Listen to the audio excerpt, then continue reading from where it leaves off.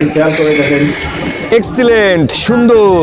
এই চাকরিটা পাওয়ার যোগ্যতা একমাত্র সানি সাহেবেরই আছে। সানি সাহেব, আপনি কি এই চাকরিটা করতে ইচ্ছুক? ইচ্ছুক মানে অবশ্যই ইচ্ছুক স্যার। চাকরি করবো বিদায় তো সিভিটা এত সুন্দরভাবে সাজাই নিয়ে আসলাম। স্যার, ওনার সিভিটা তো দেখলেন, আমার সিভিটা দেখবেন না?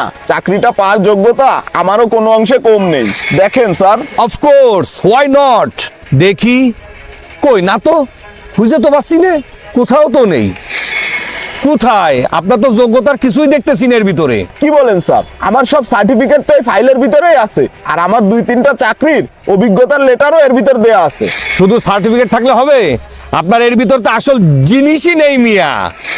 সবকিছুই তো এর ভিতরে আছে। আপনি আসল জিনিস বলতে কি বোঝাতে চাচ্ছেন আমি তো বুঝলাম না স্যার। এই মিয়া, আসল কাগজ মানে বোঝেন না? এটা হচ্ছে আসল কাগজ। এটা হলে চাকরি কনফার্ম হয়। এইটা আসল মানে? ও, এইবার বুঝতে পারছি রাজু সাহেব, তার মানে আপনি ঘুষ নিয়ে আমাদের কোম্পানিতে লোক চাকরিতে ঢুকান, তাই না? এই জন্য তো বলি দিন দিন আমাদের কোম্পানিটা রসাতলে কেন যাচ্ছে। আপনি অযোগ্য লোকদের টাকা নিয়ে এখানে চাকরিতে ঢুকান, এই জন্য তো আমাদের কোম্পানি লসের দিকে যাচ্ছে দিন দিন। আমাদের কোম্পানি মানে? আসটা ইন্টারভিউ দিতে, চাকরি ফালানা, তা তোমার কোম্পানি হলো কি রে? কি করে হলো?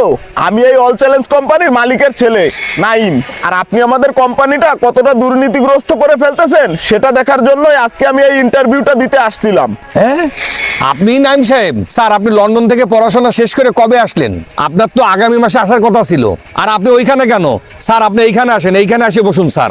না, আমি আপনার এই চেয়ারে বসতে আসিনি, আমি শুধু দেখতে আসছিলাম যে আপনি এই চেয়ারটা পেয়ে না জানি কতটা ফায়দা উঠাচ্ছেন, আর আপনি আমাদের এই অফিসটা কতটা দুর্নীতিগ্রস্ত করে তুলতেছেন।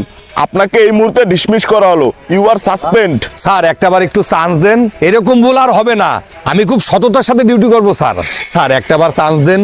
আপনাকে এই মুহূর্তে সাসপেন্ড করা হলো, আপনার আর কোনো কথা শোনা হবে না, আপনি এই মুহূর্তে বেরিয়ে যান।